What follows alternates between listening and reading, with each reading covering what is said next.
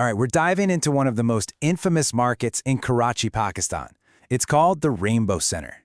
Now, for decades, this place was the absolute heart of the country's piracy scene for movies, music, you name it. But today, well, it's a paradise for a totally different reason. So let's get into its wild journey from a piracy hub to a gamer's kingdom. And you get it instantly.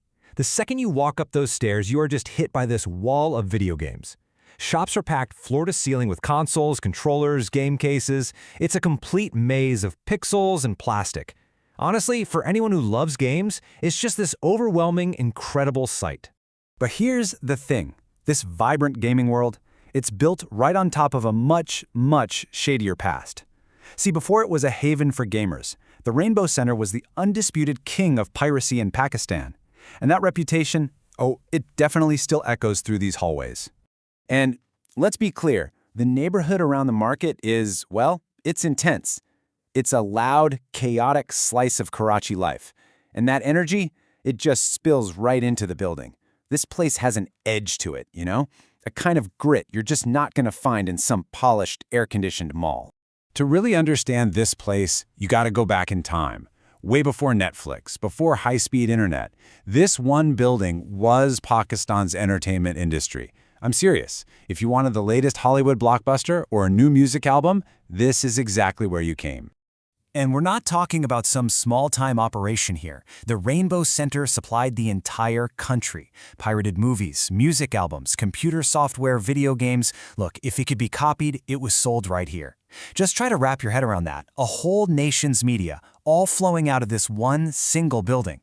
And as you walk through the quieter hallways, the less trafficked ones, you can still see the ghosts of that era.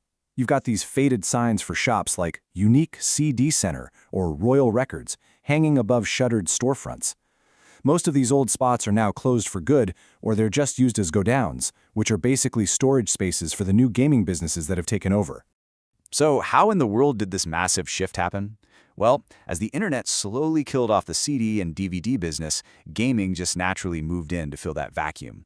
But the real reason it thrives here today, that all comes down to some powerful and frankly unavoidable economics. Let me put it to you this way. For a lot of people in Pakistan, buying just one brand new original video game can cost an entire week's salary. Just let that sink in for a second. Would you work a full 5-day week just to afford a single game? And it's not just the games. Get this. A single, brand new, official PS4 controller costs 16,000 rupees. That's about $57 US. When you think about the average local income, that price for just one accessory is simply astronomical. Okay, and here's where it gets really, really stark. An official new game might set you back around 10,000 rupees.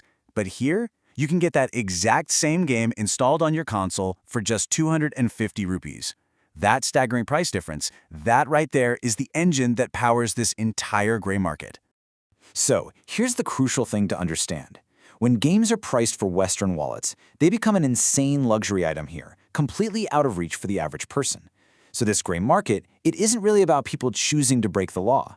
For most, it is the only way they can afford to be a part of the global gaming community at all. But this market is about so much more than just cheap games. Once you get past the flashy modern storefronts and you kind of duck into the back lanes, you discover this other world entirely. This is the world of the master repair technician and, of course, the retro gaming treasure hunter. This is where the real soul of the market is, In these smaller, more traditional shops, you'll find technicians with these incredible skills surrounded by just stacks and stacks of consoles from every generation you can imagine. This is where you find the real hidden gems. And I mean, it is a complete goldmine for retro fans. You can find hundreds of games for the PlayStation 2, the Nintendo Wii, the Xbox 360, the PS3. They even have these little things called game sticks that are loaded up with thousands of classic arcade, Sega, and Atari games. It's like walking through a living, breathing museum of video game history. It's amazing. And this really gets to a key cultural point. In a lot of Western countries, if a console breaks, it's often seen as disposable, right? We just replace it. But here, where new hardware is such a major investment, a vibrant culture of repair just thrives. These technicians are masters of their craft. They can fix almost anything, keeping consoles running for years and years beyond their expected lifespan. Walking through these back lanes, seeing kids glued to screens, and old consoles being brought back from the dead, you just can't help but feel this powerful wave of nostalgia. And it's a feeling that connects a market in Karachi to this bigger universal story about gaming. Actually, the whole scene sparked a really distinct memory for the writer of the source material. Being a kid at a Commodore Amiga meetup in a New Zealand library way back in the 90s. Just people gathered around tables, swapping floppy disks, selling games, and being completely mesmerized by the technology. And that is the exact feeling. This is what gaming culture was before everything went digital and moved online. It was physical, it was communal, and man, it was so exciting. For a lot of us, video game shops weren't just stores, right? They were destinations, places you could just hang out and maybe discover something brand new. And really, that's the ultimate takeaway here. It doesn't matter if it's a computer club in a library in New Zealand or a huge sprawling console market in Pakistan. For generations of gamers all over the world, the passion started in the exact same way, in a physical place, surrounded by the games and the people who love them, sparking a lifelong obsession. Places like this are the spawning grounds for our journeys as gamers. They're way more than just markets. They're the starting point of a passion. So that makes me wonder, and I want to ask you, where did your video game journey begin?